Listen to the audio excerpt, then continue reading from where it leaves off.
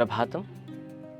ಸುಭಾಷಿತ ಚಿಂತಾಯಾಶ್ಚ ಚಿತಾಯಾಶ್ಚ ಬಿಂದು ಮಾತ್ರಂ ವಿಶಿಷ್ಯತೆ ಚಿತಾ ದಹತಿ ನಿರ್ಜೀವಂ ಚಿಂತಾ ದಹತಿ ದೇಹಿನಂ. ಅರ್ಥ, ಚಿಂತೆಗೂ ಚಿತೆಗೂ ಏನು ವ್ಯತ್ಯಾಸ ಅಂತಂದರೆ ಬಿಂದು ಮಾತ್ರ ವಿಶಿಷ್ಯತೆ.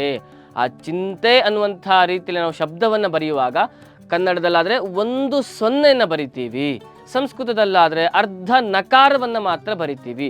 ಅದು ಮಾತ್ರ ಡಿಫ್ರೆನ್ಸ್. ಚಿಂತೆಗೂ ಚಿತೆಗೂ ಯಾವುದು, 1 ಅರ್ಧ ಅಕ್ಷರ ಮಾತ್ರ ವ್ಯತ್ಯಾಸ, ಮಿಕ್ಕಿದೆಲ್ಲ ಒಂದೇ. ಹೇಗೆ? ಚಿತಾ ದಹತಿ ನಿರ್ಜೀವಂ.